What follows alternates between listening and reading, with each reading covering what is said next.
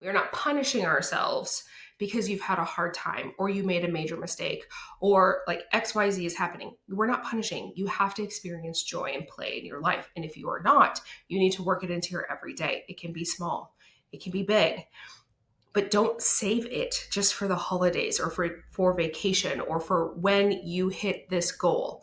Joy and play are not markers for you hitting goals. They are your God-given right. You need to work it into your schedule. So if you score less than an A on that, I need you to work on that, because that actually creates a really strong foundation for you to be the most prosperous and abundant version of yourself. Work it. Hi, welcome to Say More Words, a podcast that was created to emphasize the human experience through stories. I hope that you come here to learn, to expand, and most importantly, learn how to say more words. Speak your story, speak your truth, boo boo. We're so happy you're here.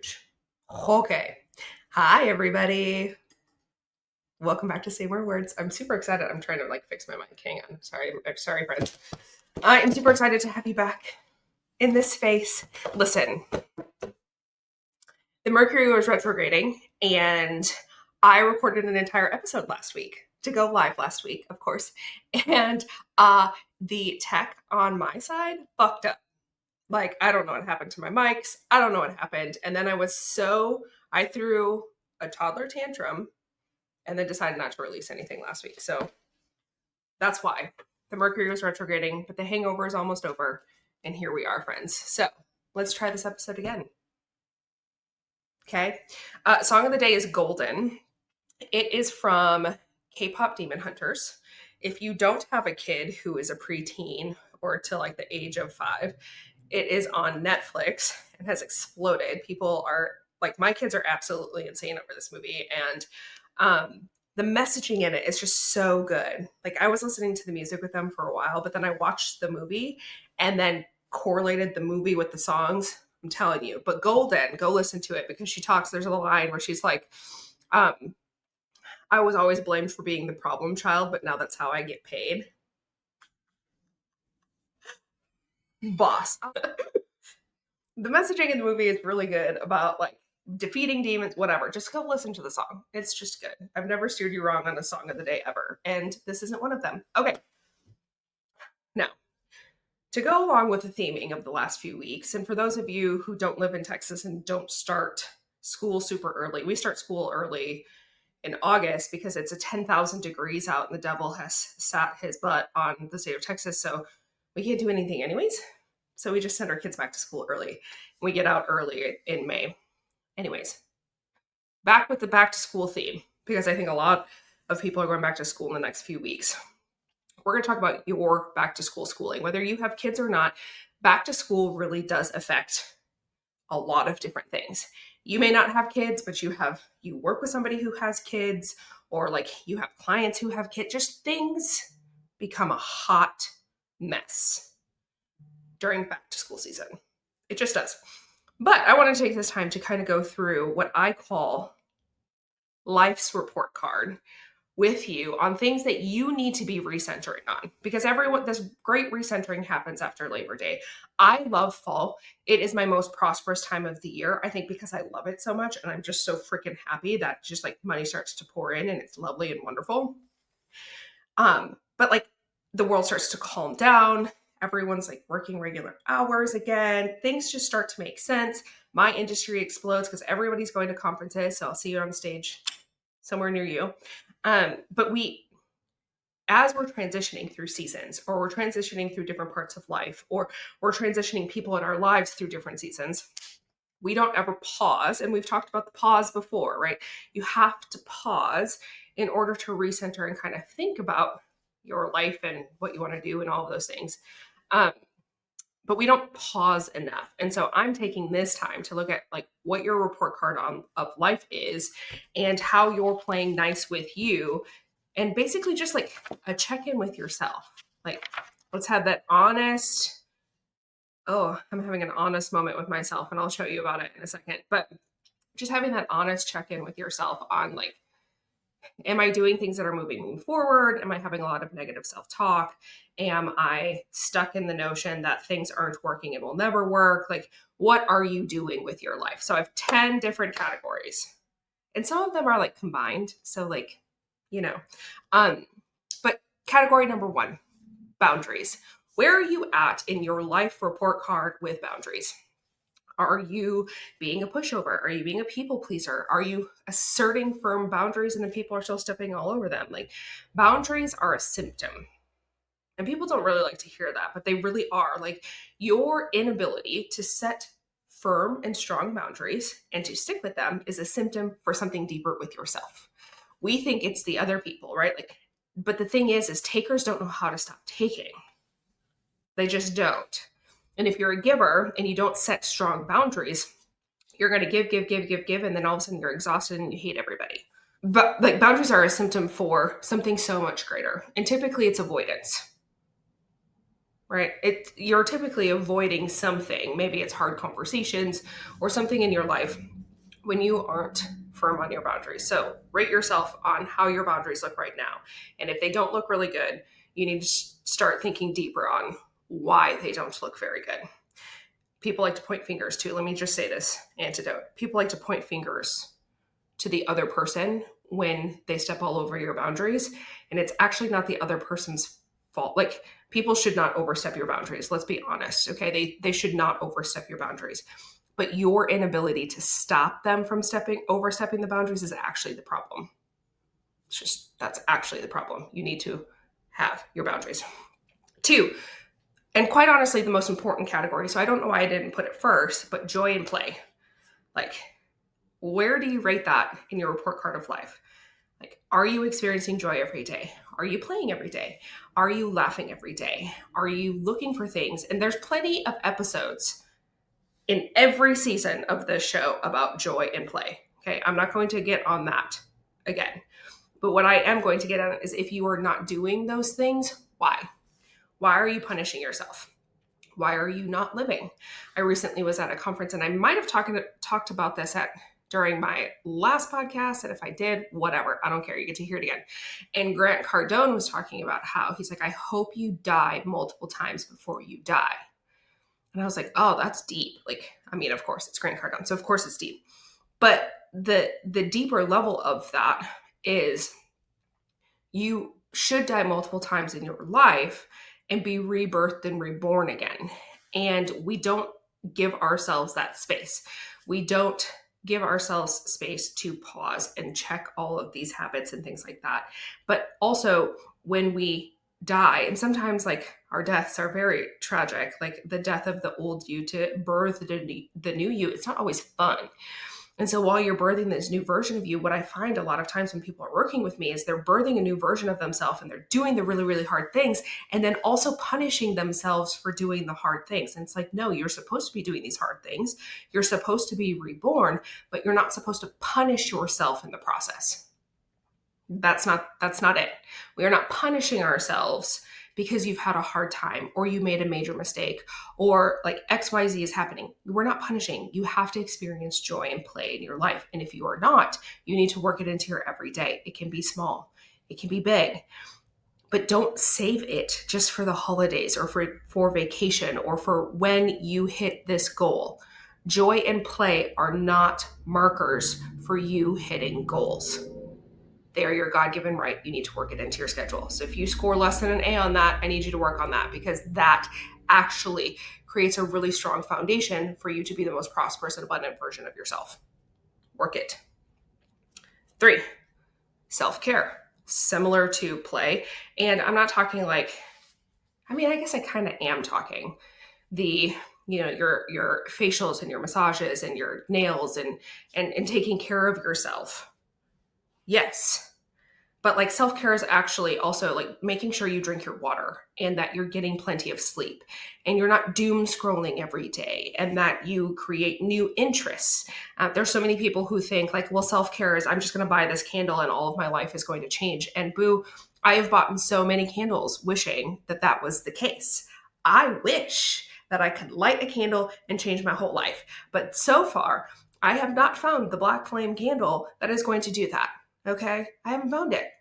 And so you can't keep putting your hopes and dreams and wishes into a candle. You have to take care of yourself. And so in your self-care practices, it has to look like what are you doing to take care of you? Huge sign for me. And honestly, it's a real thing right now. I am a nail biter. Full confession, have been my whole life. And when I am getting into a space where I'm overwhelmed or I am overworked or I get into a space of anxiety and can't figure things out. And, maybe I've been avoiding my coaches, like sometimes my clients do to me, or I've been avoiding therapy or things like that. I don't do my nails. And that may sound superficial, but for me, having nice nails is important. I also love the hour appointment where my hands are still and no one can get a hold of me. Like I don't have to be on my phone. I don't have to that is a self-care ritual for me. And you can tell kind of where I'm at in my life if my nails aren't done. And fun fact for those of you that are not watching this and you're listening, my nails are not currently done because the last month of my life has been crazy. And I just got news today that was absolutely mind-blowingly insane. And I can't wait to tell you about it. And an insane, not in a good way. But I digress. Like that is one of my self-care practices, just like getting my facials and taking the time to take care of my skin. That is very important to me, always has been. So figure out like where you rate yourself in that. And if you aren't taking care of yourself in that category, find it. And even you may be in a space, I'm not telling you to go into debt or to blow your finances for self-care. You can find small routines. Like for me, it's taking a bath, a deep salt bath at the end of the day. That's one of my simple luxuries that doesn't cost a lot of money, but is a self-care ritual for me. So you have to find it. If you are not doing well with it, find it. Time management. Time is the only resource we can't get back, and people abuse it all of the time. You need to teach or treat time like your best friend. And when people are like, "Oh, I don't have time for that," or I don't have this, yet you do. It's actually when you change the notion from "I don't have time" for that to "Oh, I'm sorry, that's not a priority for me," it changes what is actually the truth about what you're saying when you say you don't have time. And if time is controlling you, and here's the thing, this is why it's really important too, we're back to school.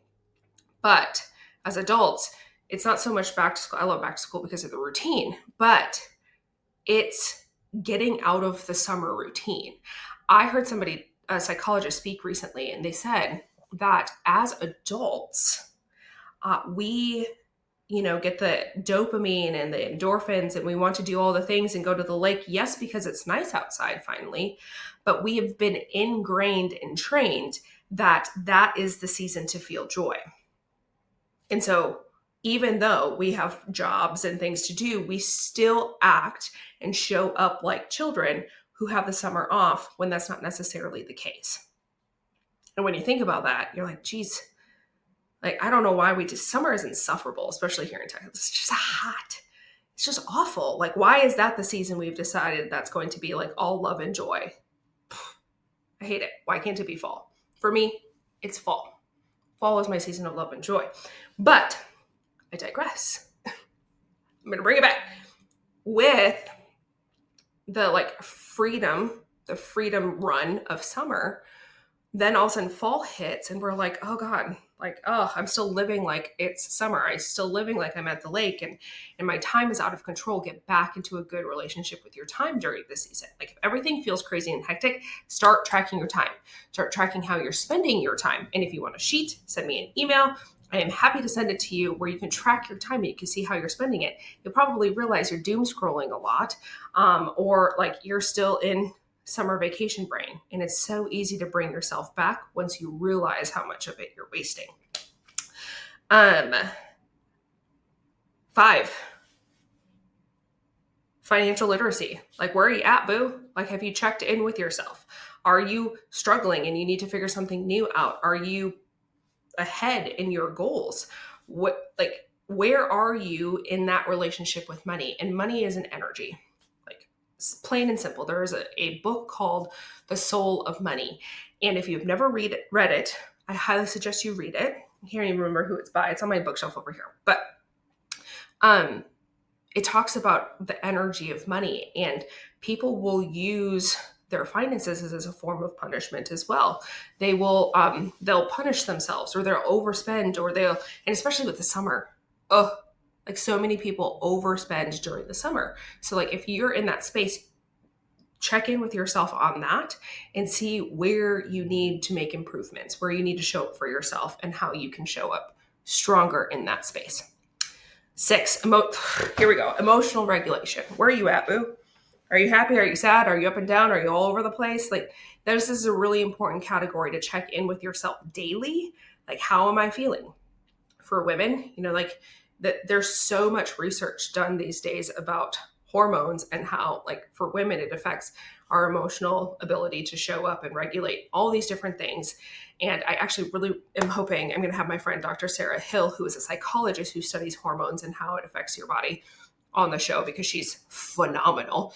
And she has a new book coming out. So I'm just really excited. Anyways, so for women, it can be up and down.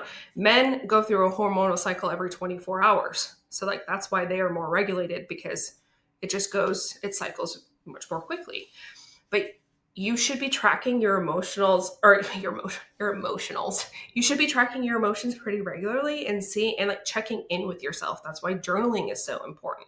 If you feel like you're all over the place, or you are like grasping onto people, or you're avoiding yourself, those are really good things to look at in your emotional regulation. How are you handling conflict? That's a huge green or red flag. You're either doing really good or you're doing really bad. But you check in with yourself. It changes everything. 7 is relationships and connections. Like, how is that going for you? Are you even talking to people? My friend Megan recently was like, you have to start going out again. And sometimes it takes people in the outside world to be like, hey, like, how are you doing? Can I check in with you? You should show up.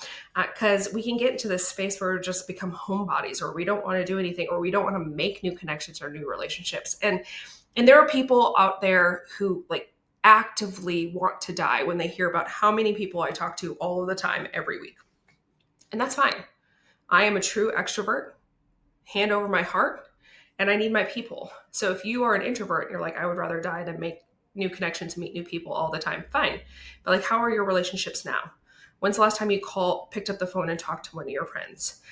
When's the last time you sent a checking in text message? Like, just if your relationships and connections are lacking, employ the 5 love languages and start talking to your people, connect with your people again. Also, it's a huge dopamine hit, super magnetizing. It's just good for your soul. 8, personal growth and learning. Hey friends. So I know that you're listening to me on a podcast and I appreciate you and I love you and I want you to share this podcast with everybody. However, if you are saying that listening to podcasts and reading books is personal development, you're not doing anything. You fail in this course. Sorry, I'm that harsh teacher, right? Like, you fail the class. Personal development and learning is an active thing to do. So you can listen to me and then do the things. And the doing the things part is actually the personal development. Not listening to the podcast, not reading the book, the doing of the things. So if you listen to this podcast, then you go home and you make your report card and you post it on social media and you tag me in it, the Tamika Taylor, and Same Rewards Podcast on all platforms. Okay. If you do your report card and tag me in it and then realize and come up with your plan, that's personal development. But just listening to me isn't. Okay. So where are you at? What are you doing? I will be honest. Okay. I had to have that reality check with my coach when I was like, I just feel so meh. And she's like, well, when have you worked on your own stuff? My avoidant thing is to like help others instead of helping myself, because that's what I do for a living. Right? So she's like, when was the last time you did that? I'm like, okay, so I guess I'll create my own personal development plan. Actually, my coaches and my people create it for me, because you can't coach yourself. Fun fact, you just can't. So we created a personal development plan. I got back into some courses. I'm doing the work again and expanding on new things. But like, I had to be called out on it. by a couple of people. And sometimes you do too. So if you haven't actually worked on yourself, or you're only working on your business and calling it personal development, that's not personal development. It's not. You can't just work on your business. You have to work on you. So, if you scored below a B, call me. I will give you a plan. 9, health and movement. Friends, move your body. Just move it. Like, and it doesn't have to be, you don't have to jump into F45 or CrossFit or anything like that. You can just move your body. Just move it. I have a friend that I'm hoping will be on the podcast soon. His name is Kadima, and he is an online trainer, an online coach, and he preaches like, you can be a human and you can have bad foods every now and then, but as long as you create the foundation of health and success, you will be successful. You will. Just move your body. Stop sitting for so long. Drink your water. Drink half your body weight in ounces of water every single day, and you'll notice a huge difference in how your business runs, how you run, how you function. Everything will be different. So I'm just telling you, like, if you're not actively on a routine and you're not actively like moving your body or drinking your water, you're scoring less than an A. Check in, because your body is the vessel that keeps you moving. And I am preaching to the choir because I recently, like 3 weeks ago, started working out again. We lost a dog and about a month ago, and our remaining dog became very depressed. And I, being the person I am, I'm like, okay, you know what helps depression? Movement. I'm gonna start taking her walks on every day, or taking her on walks every day, which also very depressed to lose my dog. So like, I was like, okay, here we go. We're just antidepressanting together. And we started walking. And then I started doing some weight training. And then I started getting back in the sauna. And then I started doing my lymphatic drainage again. And I will tell you, I am sore, but my brain feels so much better. Like, why do I stop myself from working out? Like, why do I ever stop that routine? Because I know it makes me feel better, but it's just so easy to stop doing. So maybe I'm preaching to you. Maybe I'm preaching to the future of me. I'm going to dog ear this episode of when life gets hard, like, just go move your body and your brain starts to clear up. And last but certainly not least, and I think one of the most important ones, are you dream chasing and are you risk taking? People have a hard time with hearing dream and risk in the same sentence, but if you aren't dreaming, you aren't going anywhere. And this comes from somebody who is a highly futuristic person. But when the world crumbled for me, one of the things I had to do was stop being so trying to control the future, because that was what I was trying to do, right? I was trying to control a future I did not know in order to escape the madness of what was happening in life. So then I became very present and very focused, but then I stopped dreaming.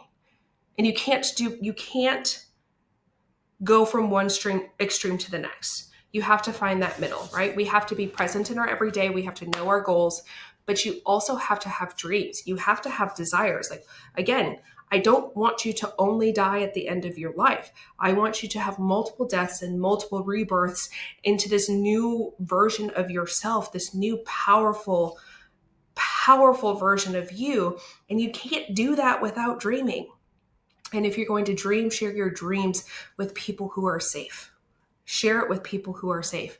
And honestly, if you refuse to take risks, you'll never know what will be. There are so many people who come to work with me who say, well, I think maybe in the future, or maybe in 5 years, or maybe blah, blah, blah, blah, blah. And I always ask, like, what's the wait? Why? And there's always fear around risk. And so you have to get into this space of basically having somebody on your team, having somebody on your side, having a coach, having a therapist, having other people to talk to that can help you see the bigger picture and work through the fear of risk, because you have to go from fear to problem solving. Okay. You can't just sit and wait for the perfect time, because the perfect time will never happen. There's a famous quote about how the best ideas are sitting in the graveyard right now, because they were never acted on or never talked about, or they never got the chance. And I help people through that process. Like, and sometimes, like, I'm only human. I have issues with risk as well. And I get scared. And I took a risk last year and it did not pay off. It didn't. And we'll talk about that in an episode. Like, I took a huge risk and I fucking failed. I fell on my face, but I learned. I learned a lot. I learned a lot in the last year. But I will never be in a space where I say I didn't try it. And just because that first attempt failed doesn't mean that they all are. And so it's just really important to have dream and risk inside of your life. And so if you aren't doing those things, call them back in. In the show notes, I'm going to link my Mindful AF planner for you. But in here, and see, this is how sad this month was, right? Like, I only filled out, I don't know if you can actually see it. There we go. I only filled out like one day, and it was only some things, but it gives you trackers on this report card of life that you can do each day. And it's super simple. You don't have to carve out hours and hours of your time. These things can be done every single day. So look at your report card, report back. Okay. If you write it out and you're bold enough, tag me in it. Put it on socials, tag me in it. I want to know. I want to know where you're at. I'm going to put my report card up. You can see mine. And the only way we can move through these things is to see them. It's true. You can't solve any problem being blind to it. Not a single one. Okay? So, look at your report card. I'll see you next week. Go watch K-Pop Demon Hunters, or at least listen to the music and read the lyrics. I'm telling you, Netflix did it. They did it. Here I am in the K-pop genre. Okay. So like us, follow us on socials. I'm the Tamika Taylor. We have the Say More Words podcast, or the Say More Words podcast on Instagram. Like us, share us with your friends. I am so thankful for those of you who share me with your friends and share me with your people. I am so happy to serve them, and I'm so happy to be here with you. I hope you have a great rest of your day. I'll see you next week.